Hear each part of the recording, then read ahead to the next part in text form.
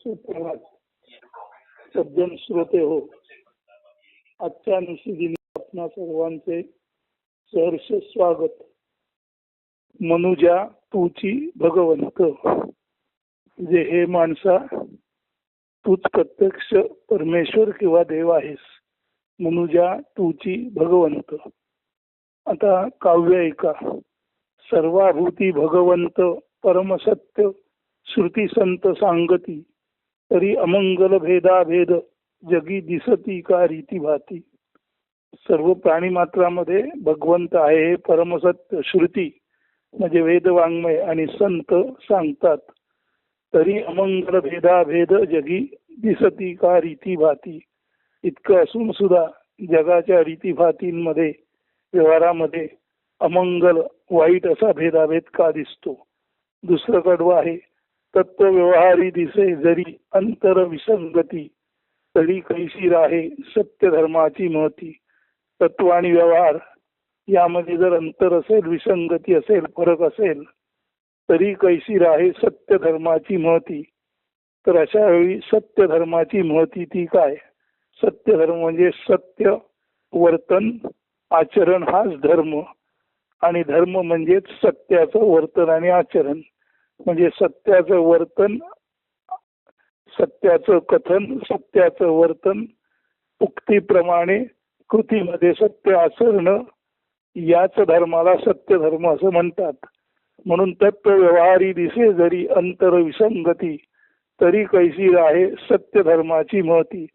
तत्व आणि व्यवहार यामध्ये जर अंतर विसंगती फरक दिसत असेल, तर या सत्य धर्माचं महत्व कसं राहणार?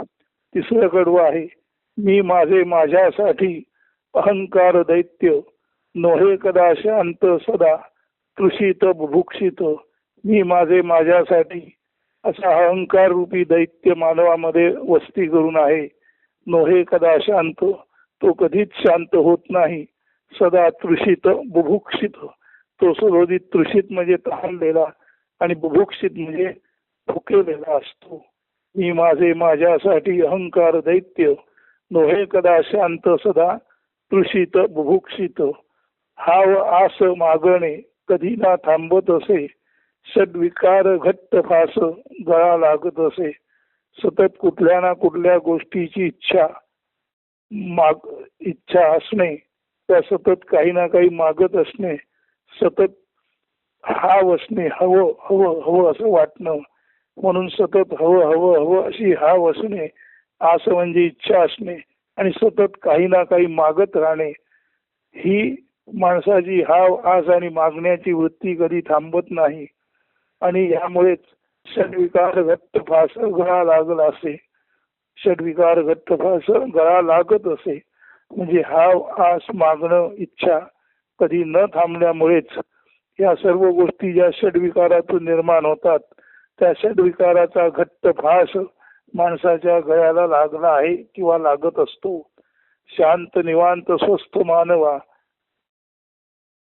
कोण मी कोठून का आलो समजून कान घेई.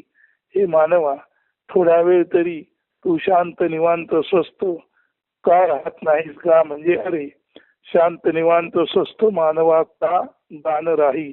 अरे मानवा, शांत निवांत स्वस्थ तू का राहत नाहीस? कोण मी कोठून का आलो समजून कान घेई.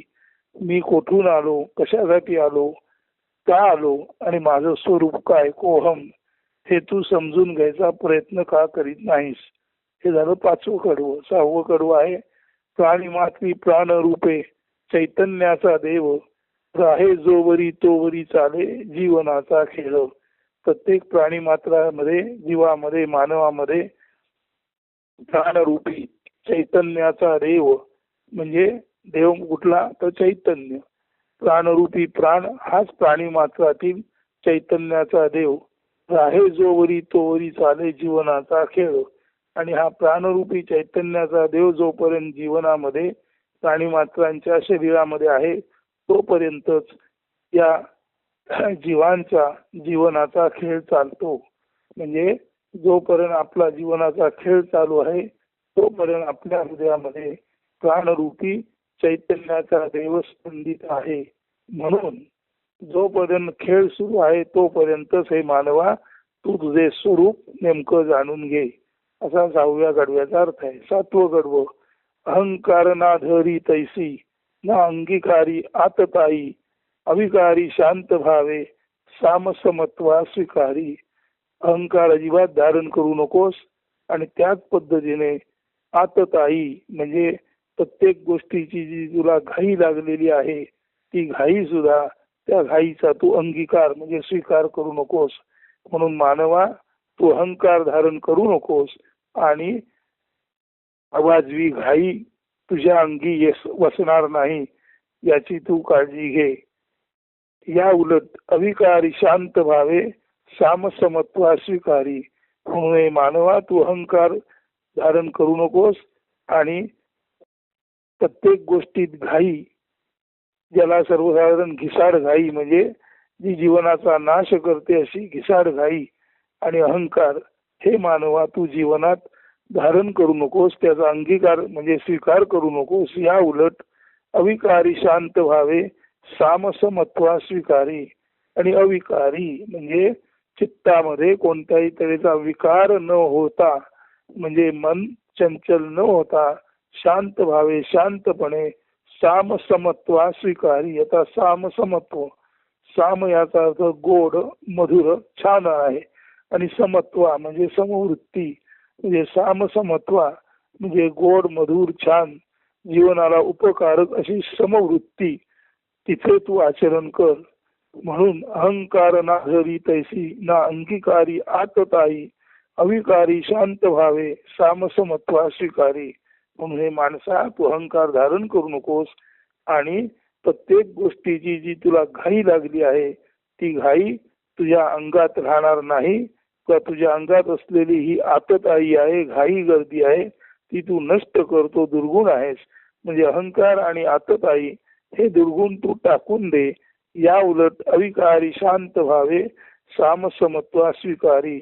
आणि चित्ताचं समत्व धारण करून चित्तवृत्तीमध्ये कोणताही विकार होत नाही अशा अवस्थेत म्हणजे अविकारी शांत भावाने तू सामसमत्वा स्वीकारी म्हणजे समवृत्ती आणि तिचे आचरण जे सर्वार्थाने गोड मधुर छान आहे त्याचा तू स्वीकार कर. यालाच म्हणायचं सामसमत्वा स्वीकारी. साम म्हणजे गोड मधुर छान आणि समत्वा म्हणजे समवृत्ती. 8वं गडवं आहे समत्वाचा धर्म छान तैसे त्याचे आचरण उक्ती कृती प्रतिबिंबे ज्याच्या तो स्वठाईच महान. समत्वाचा धर्म, धर्म म्हणजे जीवनामध्ये कायमस्वरूपी जी आपण वृत्ती स्वीकारतो त्याला धर्म म्हणतात. जीवनामध्ये कायमस्वरूपी माणसाने जी एक पवित्र वृत्ती स्वीकारावी त्या पवित्र वृत्तीला धर्म किंवा गुण म्हणतात. म्हणून समत्वाचा धर्म, म्हणून समत्वाचा धर्म किंवा समत्वाचा गुण आहे तो अत्यंत छान आहे. तैसे त्याचे आचरण म्हणजे सर्वत्र समत्व पाळणे हा समत्वाचा धर्म किंवा गुण हा अतिशय चांगला आहे, छान आहे. आणि त्याचे आचरण करणे हे तर त्याहूनही अधिक छान आहे. म्हणजे समत्वाचा धर्म नुसता बोलून चालत नाही तर तो आचरणात आणणे हे फार महत्वाचे आहे. समत्वाचा धर्म छान तैसे त्याचे आचरण उक्ती कृती प्रतिबिंबे ज्याच्या तो स्वठाईच महान.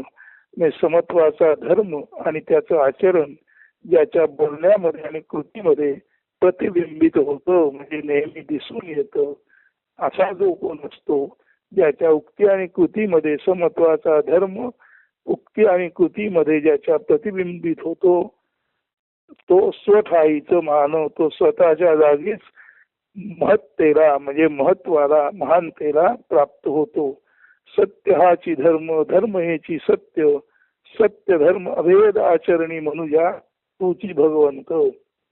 म्हणजे समत्व आणि सत्य हे एकत्र करून जो धर्म असतो त्याला सत्य धर्म म्हणतात. म्हणून सत्य हाची धर्म, धर्म हेची सत्य. सत्य हाच धर्म आहे आणि धर्म हेच सत्य आहे. आणि सत्य याचा सुद्धा खराखुरा अर्थ समत्वाचा धर्म म्हणजे समत्वाने वागणे याला सत्य म्हणतात. आणि समत्वाने वागणे हाच सत्य धर्म आणि धर्म ज्याला म्हणतात खऱ्या अर्थाने तो सुद्धा समत्वाने समदृष्टीने प्रत्यक्ष जीवनात वागणे. म्हणून सत्य काय तर समत्वाचं उक्ती आणि कृती. हे समत्वाची उक्ती कृती याला सत्य धर्म म्हणतात. आणि जो सत्य धर्म असतो तोच धर्म म्हणून सत्य म्हणजे कायमस्वरूपी शाश्वत असतो. म्हणून सत्य हाची धर्म, धर्म हेची सत्य, सत्य धर्म अभेद आचरणी. आता इथे अभेद म्हटलेला आहे, वरच्या ओळीत म्हटलेलं आहे सत्य हाची धर्म, धर्म हेची सत्य. सत्य म्हणजेच धर्म आणि धर्म म्हणजेच सत्य. तर हा सत्य धर्म अभेद आचरणी म्हणजे कोणत्याही तऱ्हेच्या भेदाभेदाला थारा न देता जेव्हा अभेदाचं आचरण केलं जातं तेव्हाच हा अभेद आचरणात आलेला सत्य धर्म जो असतो, मनुजा तूची भगवंत, तो तुझ्या आचरणामध्ये अभेदाचा सत्य धर्म आला तर हे माणसा तू स्वतःच भगवंत आहेस. असा या 9 कडव्यांचा एकत्रित अर्थ आहे. आता पुन्हा एकदा नीट वाचून दाखवतो आणि त्यानंतर हे निरूपण संपन्न होईल. मनुजा तूची भगवंत, सर्वाभूती भगवंत, परमसत्य श्रुती संत सांगती, तरी अमंगल भेदाभेद जगी दिसती का रीती भाती. तत्वव्यवहारी दिसे जरी अंतर विसंगती, तरी कैसी राहे सत्य धर्माची महती. मी माझे माझ्यासाठी अहंकार दैत्य, नोहे कदा शांत सदा तृषित बुभुक्षित. हाव आस मागणे कधी ना थांबत असे, सद्विकार घट्ट फास गळा लागत असे. शांत निवांत स्वस्थ मानवा का गान राही, कोण मी कोठूनी का आलो समजून कान घेई. प्राणी मात्री प्राणरूपे चैतन्याचा देव, राहे जो वरी तो वरी चाले जीवनाचा खेळ. अहंकार ना धरी तैसी ना अंगीकारी आतताई, अविकारी शांत भावे समसमत्वा स्वीकारी. समत्वाचा धर्म छान तैसे त्याचे आचरण, उक्ती कृती प्रतिबिंबे ज्याच्या तो स्वठाईच महान. सत्य हाची धर्म, धर्म हेची सत्य, सत्य धर्म अभेद आचरणी, मनुजा तूची भगवंत.